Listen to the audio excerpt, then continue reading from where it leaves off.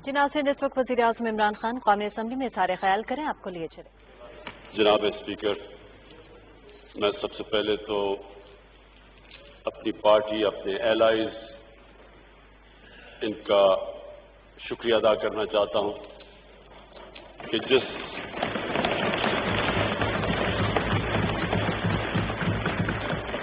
जज्बे में इन्होंने ये बजट पास करवाया। मैं एलाइज का भी शुक्रिया अदा करना चाहता हूं कि बड़ी स्पेकुलेशन थी कि कुछ भी हो सकता है। बजट से एक रात पहले कोई टीवी अगर देख रहा होता तो समझता कि हुकूमत की आखिरी दिन है। लेकिन मैं अपनी ख्वातीन का खास तौर पर शुक्रिया अदा करना चाहता हूं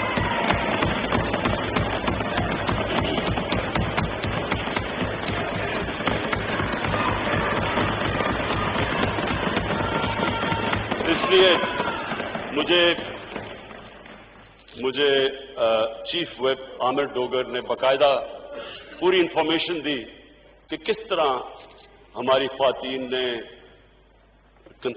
सारी असेंबली में उन्होंने गेन कितना किया, पहले साल से ज्यादा उन्होंने सीखा, उनकी जिस तरह की परफॉर्मेंस रही असेंबली में और जो इंप्रूवमेंट्स आई, तो मैं इसलिए उनको खास तौर पर खराज तहसीन पेश करता हूं। मैं अपनी माइनॉरिटीज उनका भी शुक्रिया अदा करता हूं जिस तरह उन्होंने पार्टिसिपेट किया हमारे साथ। स्पीकर साहब, मैं सबसे पहले आज पाकिस्तान के हीरोज को एक्नॉलेज करना चाहता हूं। ये पाकिस्तान के हीरोज हैं जिनके मैं नाम लेने लगा हूं। सबसे पहले सब इंस्पेक्टर शाहिद शहीद,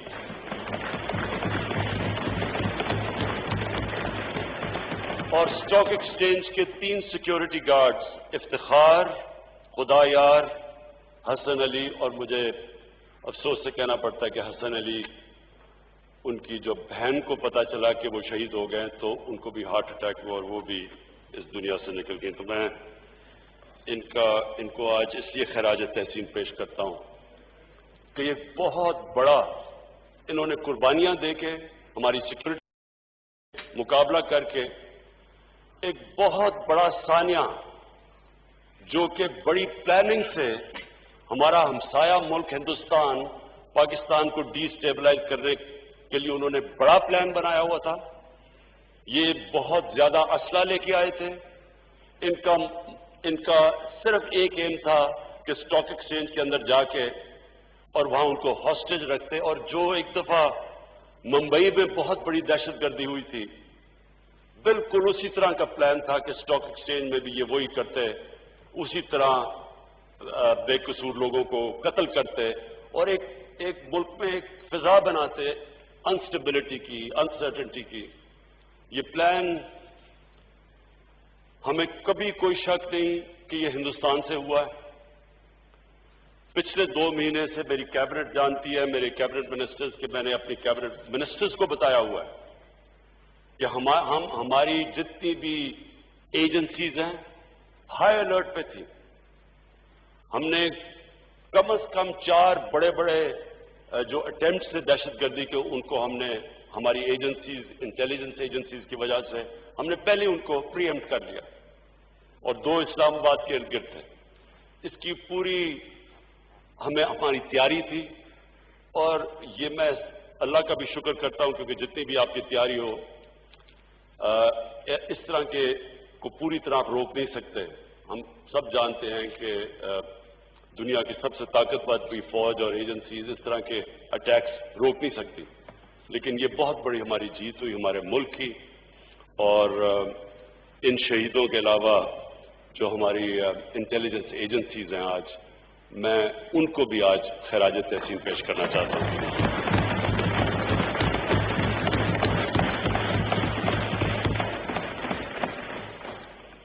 मैं इस बजट सेशन में बड़ी तकरीरें हुई, हर किस्म की ऑपोजिशन ने भी तकरीरें की, उसके ऊपर मैं बाद में आऊंगा। अपनी जो मेरी फाइनेंस टीम थी, मैं जानता हूं कि ये कितना मुश्किल बजट था। सिंपली मैं आप सबके सामने रखता हूं कि हमारा हुआ क्या कि हमने 5,000 अरब रुपया इकट्ठा करना था। वो रिवाइज हो के हमारा थोड़ा सा नीचे आ गया 4,900 अरब। ये हमारा FBR का टारगेट था और इस टारगेट पे हम जा रहे थे। 17% कलेक्शन हो रही थी, जो कि 4-5 साल में सबसे ज्यादा कलेक्शन थी। जैसे कोविड आया और इसका जो लॉकडाउन का जो असरात हुए, अब वो सिर्फ पाकिस्तान ही नहीं, आप सारी दुनिया में आप देख रहे हैं कि किस तरह का धमाका सारी दुनिया की इकोनॉमीज के ऊपर किस तरह के असरात आए।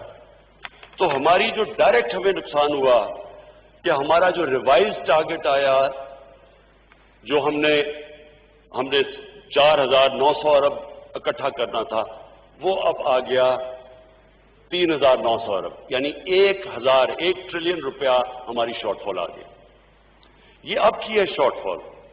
ये समझना है आपने कि ये जो शॉर्टफॉल है ये अभी तक की है, क्योंकि इस वक्त पूरी तरह लॉकडाउन का जो इंपैक्ट है ना हम मेजर कर सकते हैं, ना दुनिया में कोई मुल्क कर सकता है, क्योंकि कभी इस तरह की चीज हुई नहीं कि पूरा तरह इकोनॉमी बंद कर दी जाए, लोगों को घर में बंद कर दिया जाए। इसका कोई मिसाल नहीं है।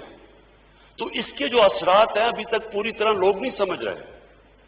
और मैं फिर अपनी टीम, जो हमें बड़ा तनकीद हुई कि जी कंफ्यूज्ड है, इनको पता नहीं क्या कर रहे हैं, मैं फिर से अपनी टीम का शुक्रिया अदा भी करता हूं और खराज तहसीन इसलिए पेश करता हूं कि हमने वो लॉकडाउन नहीं किया जो हमारे पे प्रेशर डाला जा रहा था। हमें सिंध से सारी मिसालें आई, जी देखें सिंध में कितना जबरदस्त लॉकडाउन हो गया, आप भी करें। मैं अगर मेरी बात सुनी जाती, क्योंकि 80th अमेंडमेंट के बाद सूबाई ऑटोनॉमी है, वो अपने फैसले करते हैं, मैं कभी भी फिर भी वो भी लॉकडाउन ना करता जो कि हमने किया। मैं फिर भी कोशिश करता कि हमारी कंस्ट्रक्शन चलती रहती, हमारी छोटी दुकानें, छाबड़ी वाले चलते रहते। लेकिन क्योंकि वो हम यूरोप को देख रहे थे, तो यहां भी लोग यूरोप को देखी, जब उन्होंने लॉकडाउन किया तो यहां भी शुरू हो गए। वुहान सिटी का चाइना में उन्होंने देखा कि उन्होंने लॉकडाउन किया, यहां भी कर दिया। लेकिन हमारे जो हालात थे, हमारे हालात पहले ही अच्छे नहीं थे। और जिन भी मुल्कों के अंदर गुर्बत हो और डेली वेजर हो और इनफॉर्मल इकोनॉमी हो, क्योंकि 80% तो हमारे मजदूर उनकी रजिस्ट्रेशन ही नहीं है। अमेरिका जैसे मुल्क में भी लोग लाइनों में खड़े होकर खाना इसलिए ले रहे हैं क्यों, उसके बावजूद कि वहां रजिस्टर्ड है और उनको अनएम्प्लॉयमेंट बेनिफिट सीधे बैंक में जा रहे हैं। वहां तो फॉर्मल इकोनॉमी है, हमारी 80% इनफॉर्मल इकोनॉमी। तो हम किधर से ढूंढते हैं कि ये जो छाबड़ी वाले बेचारे, ये जो सारे गरीब लोग एकदम बेबस घरों में बंद हो गए, जिन्होंने दिहाड़ी कमा के अपने बच्चों का पेट पाला था, वो बेचारे घर बैठ गए। और जब मुझे तनकीद हो रही थी कि जी आप भी बंद करें, जिस तरह ये हिंदुस्तान में हुआ और ये जिस तरह सिंध में किया गया, तो स्पीकर साहब लोगों से अगर पूछें उन दिनों के अंदर, ये गरीब बस्तियों में जब जाते थे, गाड़ी जब जाती थी, गाड़ी के ऊपर हमला हो जाता था, लोग गाड़ी को अटैक कर देते थे, भूखे लोग थे बेचारे। तो शुक्र है हमने ये प्रेशर भी बर्दाश्त किया, फैसला भी किया कि हमने कंस्ट्रक्शन खोल लिए, अपने अपनी जो SOPs के साथ हम इकोनॉमी खोलते रहे। हम सबसे पहले थे इस पर। आहिस्ता आहिस्ता आज जो दुनिया मान गई है कि सिर्फ एक ही तरीका है कोविड का मुकाबला करना, और वो है स्मार्ट लॉकडाउन। आज दुनिया ही एक्सेप्ट कर बैठी है। और मैं फिर से कि हम माशाल्लाह हम पहले थे, कंफ्यूजन हमारे में नहीं थी, कंफ्यूजन उन्हों में थी जिनको जिन्होंने कभी पाकिस्तान के गरीब इलाकों में नहीं कोई गया। इन्होंने जो लोग कह रहे थे जी लॉकडाउन करो, उन्होंने कभी यहां कच्ची बस्तियों में नहीं गए, गरीबों की बस्तियों में जाके देखे तो 8-8 लोग एक कमरे में हैं, उनको आप लॉकडाउन कर दें। जो बेचारे दिहाड़ीदार थे वो किधर से वो अपने बच्चों का पेट पालते। और हम बचे, एक तो हमने जल्दी खोला, और दूसरा मैं आज सानिया नश्तर इसलिए खराज तहसीन पेश करता हूं कि जिस तरह उन्होंने इतने थोड़े वक्त में इतना ज्यादा पैसा और इतनी शफाफियत से डिस्ट्रीब्यूट किया, कोई इसकी मिसाल ना पाकिस्तान में मिलती है, ना किसी भी आप दुनिया के मुल्क में देख लें जिधर इनफॉर्मल इकॉनमी है, कोई इसकी मिसाल नहीं मिलती, जिसकी वजह से आज हमारे इतने बुरे हालात नहीं हैं। लेकिन इसका ये नहीं मतलब कि आगे हमारे बुरे हालात, ये जो लॉकडाउन है, इसकी वजह से आएंगे नहीं, क्योंकि सारा सर्विस सेक्टर मुतासर है इससे। मुझे अपने जो टूरिज्म के ऊपर हमारा सारा इलाका, नॉर्दर्न एरियाज, ये सारा गलियात, ये जितने भी इलाके गर्मियों में टूरिज्म पर रिलाय करते थे, वहां सब उनके आज बुरे हालात हैं। सारी दुनिया में टूरिज्म के बुरे हालात हैं, लेकिन हमारे ये जो पहाड़ी इलाके थे, वहां तो सिर्फ लोग डिपेंडेंट गर्मियों की टूरिज्म पे करते थे। तो ये सारा इलाका आज मुतासर है। हमारे प्राइवेट स्कूल, जो छोटे प्राइवेट स्कूल्स, ये सारे मुतासर हैं। उनके देहातों के अंदर जो छोटे छोटे स्कूल एकदम जब बंद कर दिया आपने सब कुछ, वो सारे टीचर्स बेचारे बेरोजगार हैं, उनकी रोजी नहीं है। यानी मैं जिस बड़े बड़ों की बात नहीं कर रहा, पैसे वाले लोगों को ये इतना फर्क नहीं पड़ा। हमारे जैसे लोगों को आप घर में बंद कर दें, हमारा क्या जाता है? सरकारी नौकर जिनको तनख्वाहें मिल रही हैं, उनको कितना नुकसान होगा। लेकिन जो मेहनत का लोग बेचारे जो अपने बच्चों का पेट पालते थे, अभी तो वो एक तो उससे बचे, लेकिन अभी भी वो कहते हैं ना, not out of the woods. अभी भी हम पूरी तरह अपनी पार्टी में, हम गवर्नमेंट बैठ के सोच रहे हैं कि हम मजीद अब इनकी कैसे मदद करें, क्योंकि 12,000 रुपए वो तो खर्च हो गए होंगे। तो इसके लिए वो भी अभी हम प्लान करें। लेकिन मैं कह ये रहा हूं कि जब आपके पास वो हालात हो कि 1,000 अरब रुपए की शॉर्टफॉल आ जाए, और फिर एक इकोनॉमी के बहुत बड़ा इलाका जिसमें हर सेक्टर, रेस्टोरेंट्स है, शादीगार है, ये सारा सर्विस सेक्टर मुतासर, स्मॉल एंड मीडियम इंडस्ट्री जो बैकबोन होती है इकोनॉमी की, सारी दुनिया के अंदर स्मॉल और मीडियम इंडस्ट्री सबसे बड़ी इफेक्टेड है। जो छोटे छोटे कारोबार थे, अब उनके पास उनकी चीजें नहीं बिक रही, उनके कारोबार, यानी बड़ा इस वक्त झटका पड़ा हुआ है हमारे लोगों के ऊपर। लोग मुश्किल में हैं। हम बच ऐसे इस तरह भी गए कि हमने अपने एग्रीकल्चर सेक्टर को इस तरह नहीं किया। और मुल्कों के अंदर तो महंगाई, ये खाने पीने की चीजें बहुत महंगी हो गई हैं, गवर्नमेंट सब्सिडाइज कर रही है। सो कहने का मकसद ये है मेरा कि हमारे पास अब एक और चैलेंज है आगे।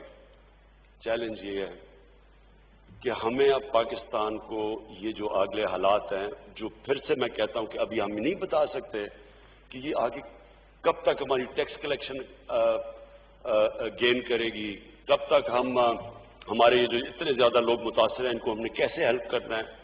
बड़े जबरदस्त पैकेजेस हमने दिए हैं। हमाद अजहर ने इंडस्ट्री में, इन्होंने बड़ी मेहनत करके, सारों कंसल्ट करके उनको छूट दी है, उनकी मदद की है।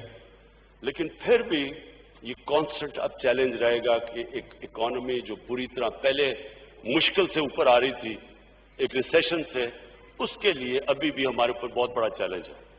इस चैलेंज के अंदर मैं एक चार्ल्स डिकेंस सेइंग है कि it was the worst of times and it was the best of times. एक तरह तो वर्स्ट ऑफ टाइम्स है, लेकिन अगर हमने इसको बेस्ट ऑफ टाइम्स बनाना है तो वो जो हम अब प्लान कर रहे हैं वो हमें करना पड़ेगा। और वो क्या है?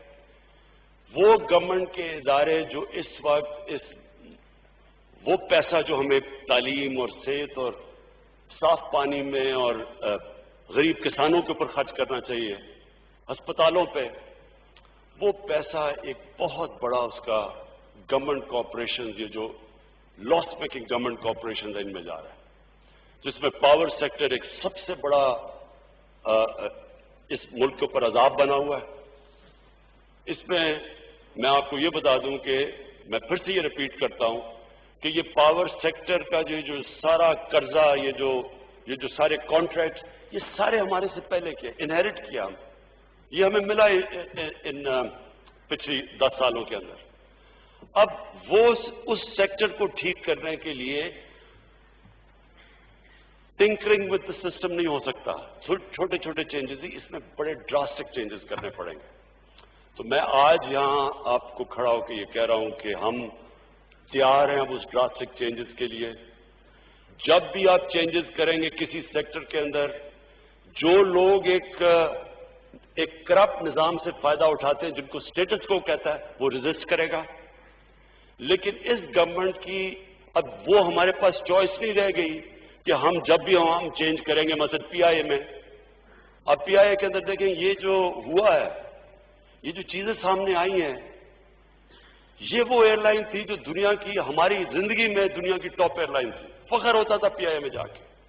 तो ये ऐसे नहीं पहुंची इधर, इसके अंदर बाकायदा माफियाज बैठे हुए हैं। पता नहीं सरवर खान ने आपको इस अपनी तकरीर में बताया है नहीं।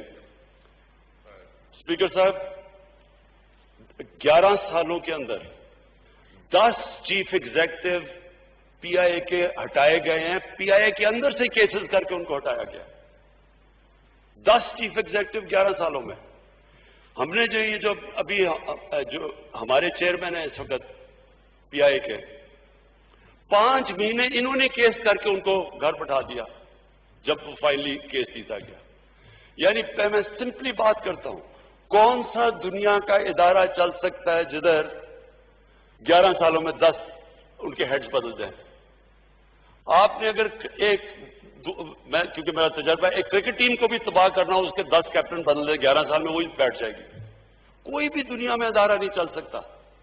तो ये पूरे माफियाज बैठे हैं, और इनको मैं आज अपनी कौम के सामने कह रहा हूं कि जब तक हम अब ये रिफॉर्म नहीं करेंगे, ये पाकिस्तान की नागुज़ीर हो चुकी हैं।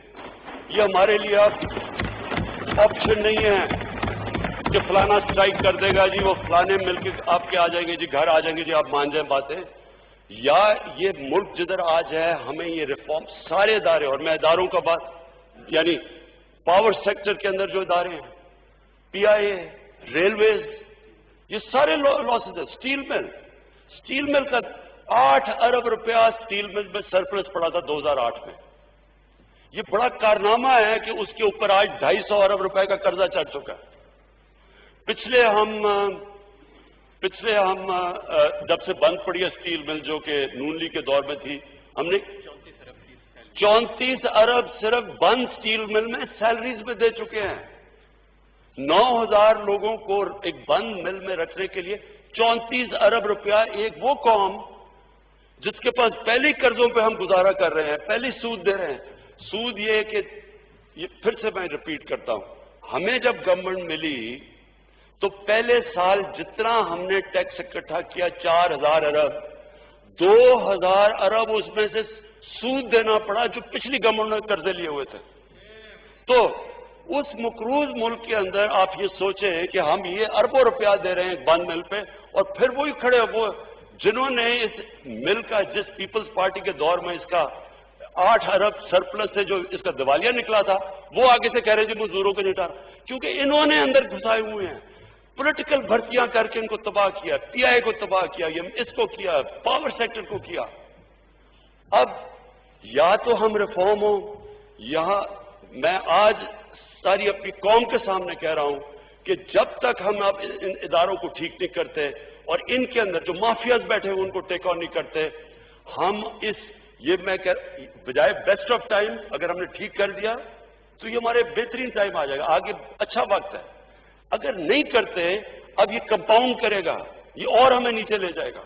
कहने का मकसद ये है कि जैसे हम चल रहे थे वैसे अब आगे नहीं चल सकते। या हम रिफॉर्म करेंगे और या फिर हम एक बुरे वक्त का सामना करेंगे। मैं भूलना नहीं चाहता, क्योंकि लास्ट टाइम मैं मेंशन करना चाहता था इस चीज को। कार्टेल्स, मोनोपलीज बनी हुई हैं। एक तो माफियाज बैठे हुए हैं इदारों के अंदर, एक बड़े बड़े कार्टेल्स बने हुए हैं जिस तरह का शुगर कार्टेल। अब शुगर कार्टेल, इसके अंदर जितनी भी चीजें सामने आई इंक्वायरी के अंदर, इसमें क्या नजर आ रहा है कि थोड़े से लोग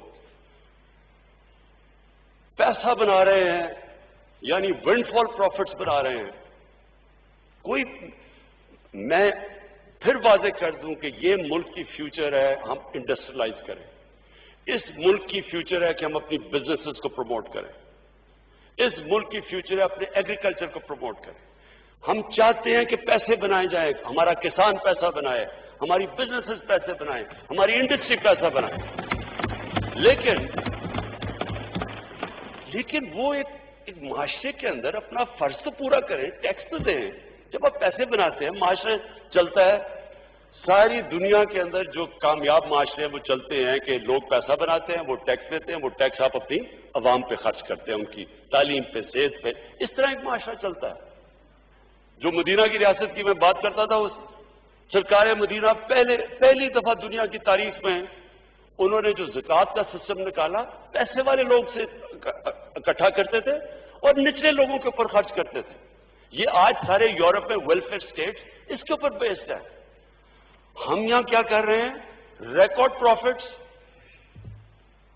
29 अरब रुपए की सब्सिडी 4 साल में लेके सारी शुगर मिल इंडस्ट्री 9 अरब रुपए का टैक्स देती है। उसके अलावा महंगी चीनी, लोगों को महंगी चीनी मिल रही है। उसके अलावा सारी जो रेगुलेटर्स थे जिनका काम ये रोकना था, चेक करना था, इसको कार्टलाइजेशन को चेक कर, वो साथ मिले हुए थे इनके। एफबीआर के लोग साथ मिले हुए हैं, कंपटीशन कमीशन के लोग इनके साथ मिले हुए हैं। कंप्लिसिटी थी।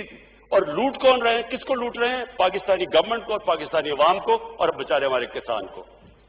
ये स्पीकर साहब हर जगह हो रहा है और ये हमारी गवर्नमेंट की मिशन है।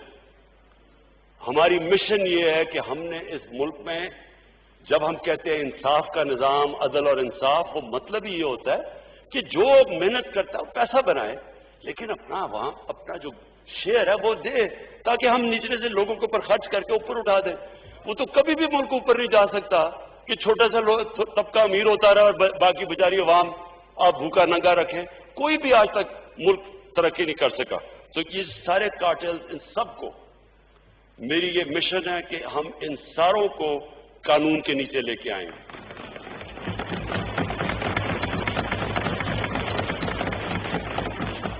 ये सारे जितने भी बड़े बड़े मोनोपोलीज, कार्टेल्स, माफियाज, ये कभी भी नहीं चल सकते थे जब तक इनको गवर्नमेंट्स इनको पेट्रोनाइज ना करती, हुकूमतें इनको पेट्रोनाइज करती थी। ये जो शुगर मिल माफिया, ये जो सारी शुगर माफिया है, कौन इसमें बैठे हुए ऊपर? मैं भी सोचूं कि आसिफ ज़रदारी की भी शुगर मिल है, नवाज शरीफ की भी शुगर मिल है। भाई आपकी शुगर मिल्स हैं क्यों?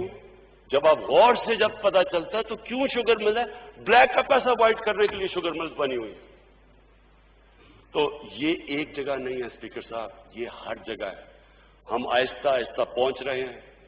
हमने ये जो इंक्वायरीज की हैं, ये हम हर जगह इंक्वायरीज करेंगे। हमने हर जगह ये जो लोग इस मुल्क को एक्सप्लॉइट करते हैं, इनके पीछे जाएंगे। और जो मैं अपनी कौम से मैं जो वादा करके आया था,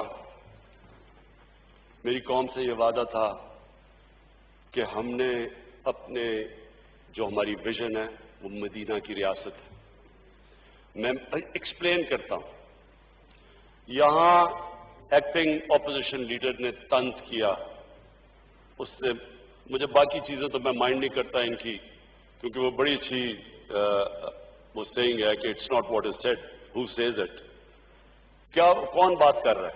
तो जो ये लोग हैं इनकी तो मुझे बातों का इसलिए फर्क नहीं पड़ता, क्योंकि मुझे तो इनका सारा अगला पिछला पता है। लेकिन वो एक मेरी बड़ी अच्छी थियरी है इस तरह के लोगों के लिए, माइंड ओवर मैटर। क्योंकि मैं माइंड नहीं करता, ये क्योंकि ये मैटर नहीं करता है, इसलिए मुझे इसकी फिक्र नहीं है। लेकिन इसने जो तंज किया, बड़ा आशिक रसूल बन गया। देखें, यही आदमी, ये फॉरेन मिनिस्टर था, ये जाते हैं वॉशिंगटन, वहां एशिया सोसाइटी को वो इंटरव्यू कर रहे थे। वो एशिया सोसाइटी वाला इनसे पूछता है کہ آپ میں پی ایم ایل این میں اور پی ٹی آئی میں فرق کیا ہے؟ بڑے اپنا سوٹ شوٹ پہن کے بتا کے کہ ہم لبرل ہیں اور یہ دینی جماعت کو ساتھ ہیں، یعنی ہم پی ٹی آئی دینی جماعتوں کے ساتھ ہے اور یہ لبرل ہے۔ یہ لبرل ہیں لیکن صرف ایک طرح، یہ لبرلی کرپٹ ہے۔ مجھے فکر صاحب میں کیونکہ میں مغربی کلچر کو ان سب سے بہتر جانتا ہوں، میرا کرکٹ کی وجہ سے ٹائم گزرا ہے، میں آج آپ کو اس اسمبلی کے فلور پہ کہنا چاہتا ہوں، جتنا نقصان اس ملک کی لیڈرشپ نے پاکستان کو پہنچایا ہے، ہمارے امیج کو کوئی دشمن نہیں پہنچا سکتا تھا۔ یہ کیا کرتے ہیں؟ میں تب سے سن رہا ہوں، یہ 1988 سے میں یہ سن رہا ہوں، جو جاتا ہے مغرب میں وہ کیا کہتے ہیں؟ جناب مجھے بچا لو، امریکنوں کو کہتا ہے کہ مجھے بچا لو، میں آپ کی طرح لبرل اور ماڈریٹ ہوں، باقی یہ سارے یہ ملک میں انتہا پسند ہیں، اگر مجھے نہ بچائے انتہا پسند پاکستان کو ٹیک اوور کر لیں گے۔ یہ کانسٹنٹلی آپ کوئی اسٹیٹمنٹ ان کو اٹھا کے دیکھیں، یہ سارے وہاں جا کے لبرل بن جاتے ہیں، ماڈریٹ بن جاتے ہیں، کیونکہ ان کا ایمان نہیں ہے۔ میں جتنی آپ ایک میری اسٹیٹمنٹ اٹھا کے دیکھ لیں، واشنگٹن میں، ڈیووس میں، نیو یارک میں، یونائٹڈ نیشن جنرل اسمبلی میں نے ہر جگہ کہا کہ میری ویژن ہے پاکستان کو ایک مدینہ کی ریاست کے اصولوں پہ کھڑا کرنا۔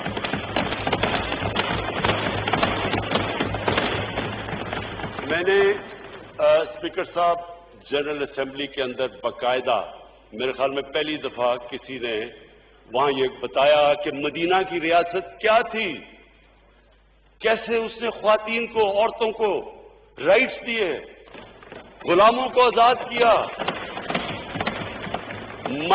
مائنورٹیز کو ایکول سٹیٹس دیا، برابر کے شہری بنایا۔ کہ ادھر میں نے بتایا کہ یہودی کیس جیت جاتا ہے، حضرت علی رضی اللہ تعالیٰ ان کا کیا مقام تھا اسلام میں اور کیا ہے، ان سے کیس وہ کیس ہار جاتے یہودی سے۔ یہ تھا انصاف کا وہ نظام، یہ ایکوالٹی تھی، یہ رول آف لا تھا۔ اور وہاں مدینہ کی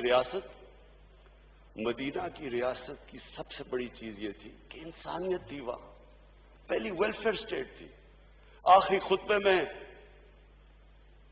ہمارے نبی محمد صلی اللہ علیہ وسلم آخری خطبے پہ کھڑے ہو کے کہتے ہیں کہ سب انسان برابر ہے، کوئی ریس، جو بھی مرضی آپ کا رنگ ہو، سب انسان حضرت آدم کی اولاد ہے۔ آج آپ امریکہ میں دیکھیں جو بیچارے افریقن امریکن سے جس طرح بیچارے وہ سڑکوں پہ نکلے ہوئے ہیں، آج تک ان کو وہ نہیں کیا جو 1500 سال پہلے ہمارے نبی صلی اللہ علیہ وسلم نے ریسزم کے خلاف بات کی تھی۔ ایک ماڈرن اسٹیٹ تھی جو ماڈرن پرنسپلز پہ تھی۔ اور میں بار بار ایک چیز کہتا ہوں، اللہ نے ہمیں قرآن میں حکم دیا کہ ہمارے نبی صلی اللہ علیہ وسلم کی سنت پہ چلو۔ وہ کس لیے کہا ہے؟ ہماری بہتری کے لیے۔ جو انسان ان کی سنت پہ چلے گا وہ آٹومیٹکلی اوپر چلا جائے گا، اور جو قوم مدینہ کی ریاست پہ اصولوں پہ چلے گی وہ اٹھ جائے گی، چاہے وہ مسلمان نہ بھی ہوں۔ آج جو محمد عبدو نے، ایک بہت بڑا اسکالر تھا، وہ جب یورپ گیا پہلی دفعہ آج سے 100 سال پہلے، تو جب وہ واپس آیا مصر میں، تو اس نے بڑی زبردست بات کی۔ اس نے کہا میں یورپ گیا، وہاں مسلمان نہیں نظر آئے لیکن بڑا اسلام نظر آیا، اور واپس آ کے کہتا مصر میں کہ یہاں مسلمان تو بہت ہے، مجھے بڑا کم اسلام نظر آ رہا ہے۔ جو ان کی سنت پہ چلے گا اللہ تو اس کو مانتا ہے۔ جو انسانیت ہوگی، جس معاشرے میں انصاف ہوگا، جس میں میرٹ ہوگی، جس کے اندر انسانوں کو برابر کا سمجھا جائے گا، وہ معاشرہ دنیا میں اوپر چلا جائے گا۔ اور آج آپ نے اگر اسکینڈینیوین، جو میں نے جا کے دیکھا اسکینڈینیوین ممالک میں، آپ دیکھیں گے کہ وہاں کس طرح کی ان کی کتنے وہ قریب ہیں مدینہ کی ریاست کے، اور ہم کتنے دور ہیں اس سے۔ जो मुझे सबसे, जो मेरा आखिरी पॉइंट है, आखिरी पॉइंट से पहले मैं सिर्फ आज सब इस हॉल के सामने एक्नॉलेज करना चाहता हूं जो पाकिस्तान के हेल्थ वर्कर्स हैं, हमारे डॉक्टर्स हैं, जितनी वो फ्रंट लाइन में मेहनत कर रहे हैं।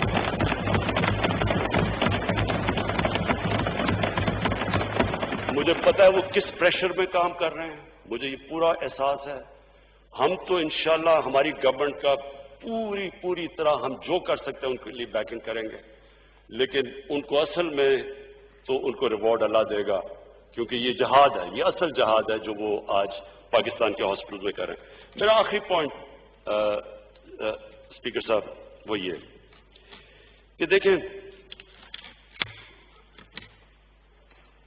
जो मदीना की रियासत में हमारे नबी सल्लल्लाहु अलैहि वसल्लम ने किया, उन्होंने लोगों की इखलाकियात उठा दी, उन्होंने लोगों का जो मॉरल स्टैंडर्ड्स थे वो उठा के ऊपर ले गए। वही कौम थी वो बदल गई, उन्होंने अपनी मिसाल से लोगों को चेंज कर दिया। कुरान की आयत है कि मैं कभी किसी कौम की हालत नहीं बदलता जब तक वो कौम खुद अपनी हालत बदलने की कोशिश ना करे। उन्होंने जो उनका कैरेक्टर था उससे अपनी मिसाल से कौम को बदला। जो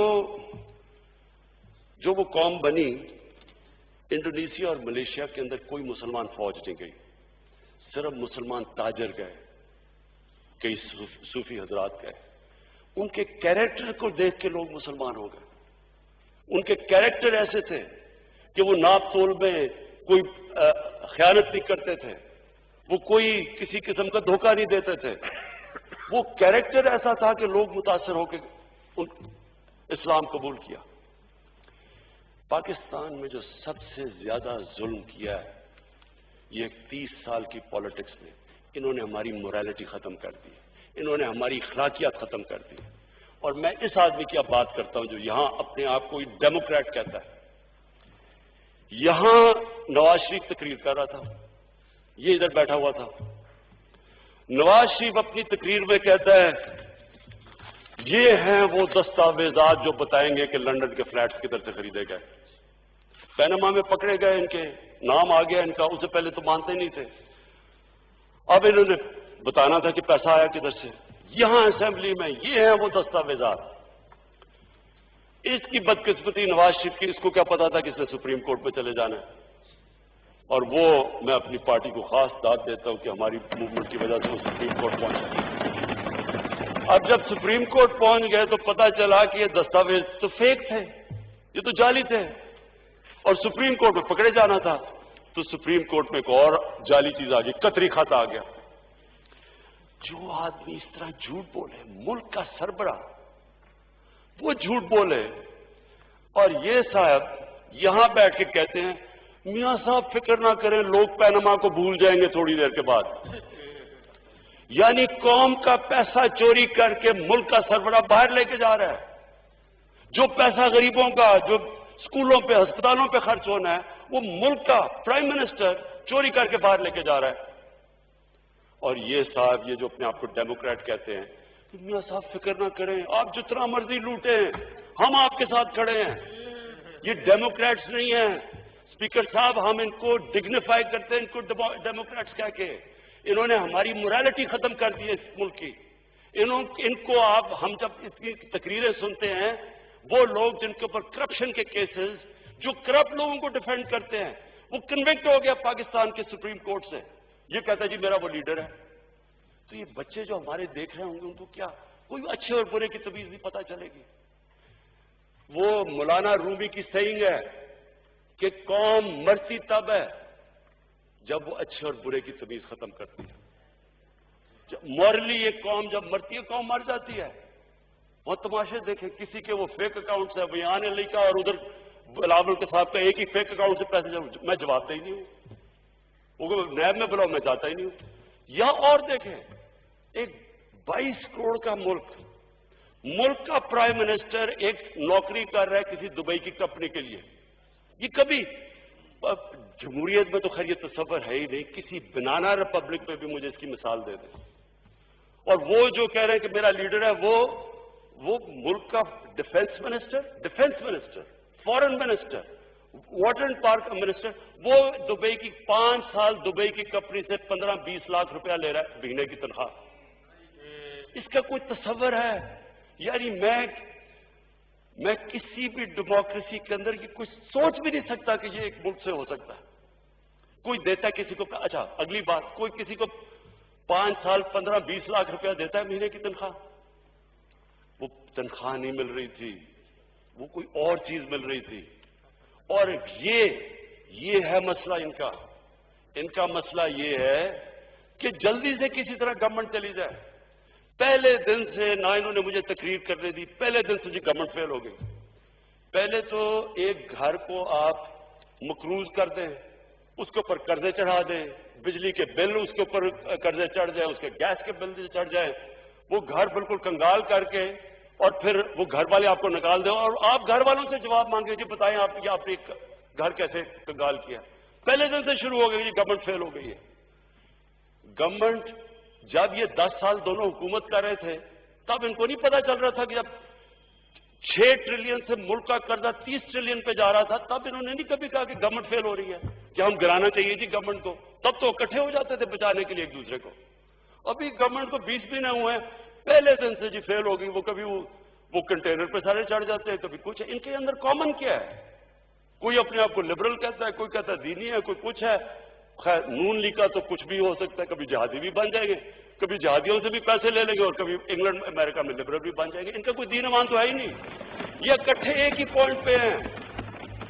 اسپیکر صاحب ان کو ڈر لگا ہوا ہے, جس طرح ابھی ہمیں دبئی سے چیزیں مل رہی ہیں کہ تنخواہ کیوں مل رہی تھی. ان کو پتا ہے کہ ہمیں چیزیں مل رہی ہیں. ان کو سب کو ڈر لگا ہوا ہے کہ جتنی دیر یہ گورنمنٹ رہے گی ان کے ساری جو چیزیں جو انہوں نے یہ جو قرضہ چڑھایا تھا 30,000 ارب کا, یہ ان کو پتا ہے کہ ہمیں چیزیں مل رہی ہیں. اس لیے جلدی میں ہے کسی طرح گورنمنٹ چلی جائے, کسی طرح ان کی چوری بچ جائے. تو میں کنکلوژن میں صرف جو میں اپنی ساری پارٹی کو اس دن کہہ رہا تھا, میں نے یہ جب کہا کہ میں نے یہ نہیں کہا کہ ہماری گورنمنٹ نہیں جانے والی, یا میں نے یہ نہیں کہا جس طرح کبھی کو کہ جی کرسی بڑی مضبوط ہے. کوئی مضبوط نہیں ہوتا, اللہ کے اوپر ہوتا ہے. آپ آج ہیں کل نہیں ہیں.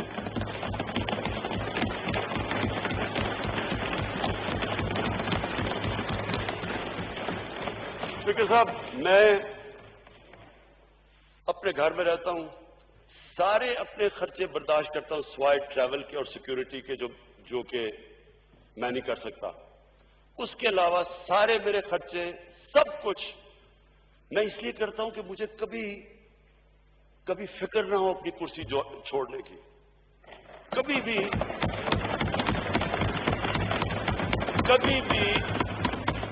کبھی بھی مجھے اپنے اصولوں پہ اور نظریے پہ کمپرومائز نہ کرنا پڑے. جب بھی مجھے کہا گیا کہ جو ہو یہ چینی ماں یہ تو مشرف نہیں کر سکا, تو یہ تو آپ کو گرا دیں گے, یا بھی پی آئی کی جی رپورٹ دبا دیں. سوچیں, میں کہتے پی آئی کی رپورٹ دبا دو.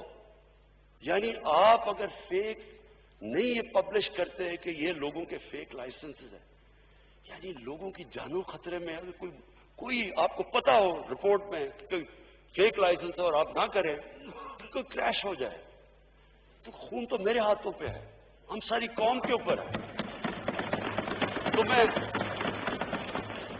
تو کبھی بھی, اور میرے ینگ پارلیمنٹیرینز کو میں یہ کہنا چاہتا ہوں کہ کبھی بھی آپ کو اپنی کرسی چھوڑنے سے گھبرانا نہیں چاہیے, کبھی ڈر نہیں ہونا چاہیے.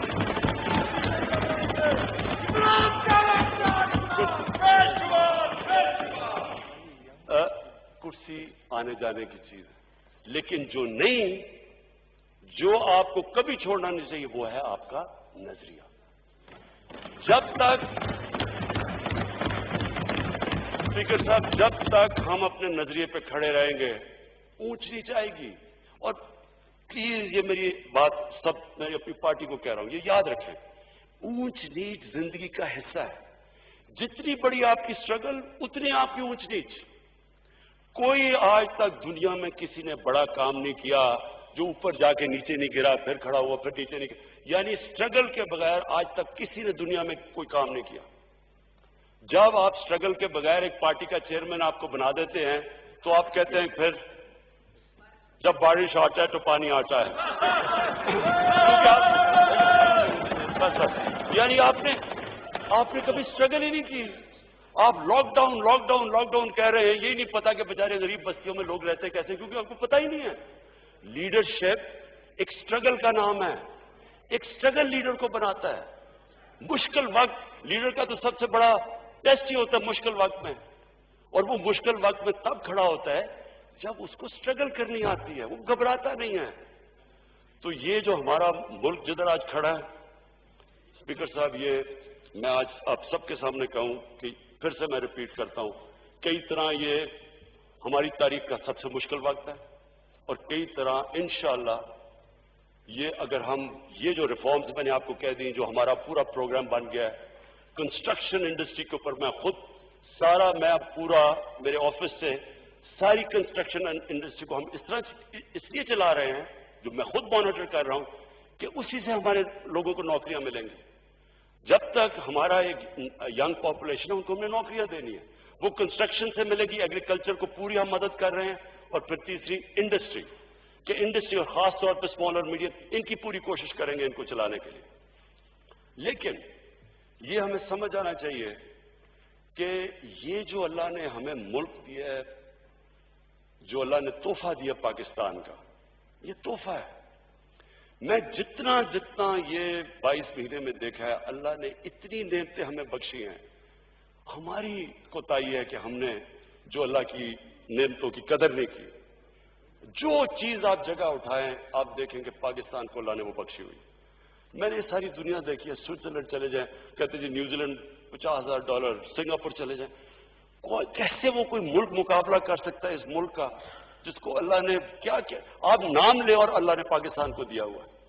اور سب سے بڑا جو ہمارا اسٹریٹجک لوکیشن اب ہے، ہمارا جو لوکیشن ہے، اور پھر چائنا کے ساتھ جو ہمارے تعلقات ہیں، میں آج آپ سب کے سامنے کہہ رہا ہوں کہ جو ہمارا اس وقت اسٹریٹجک ریلیشن چائنا کے ساتھ ہے، یہ انشاءاللہ ہم نے اپنی یہ ریفارمز کر دی، اپنا ہاؤس ان آرڈر کر دیا.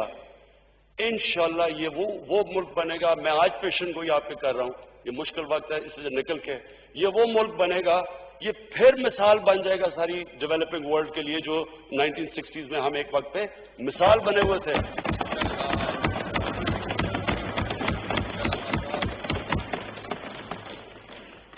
میں پھر سے یہ آپ کو سب کو یہ کہہ دوں کہ کبھی بھی اس ہماری جماعت کو، ہماری گورنمنٹ کو کوئی نہیں گرا سکتا جب تک کہ ہم اپنے نظریے پہ کھڑے رہیں، اپنے پرنسپل پہ.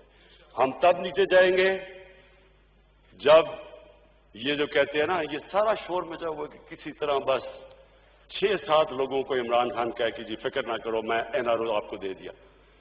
جنرل مشرف کی اس گورنمنٹ اتنی بری نہیں تھی، لیکن جو اس نے NRO دیا اس نے اس ملک کو ادھر کھڑا کیا.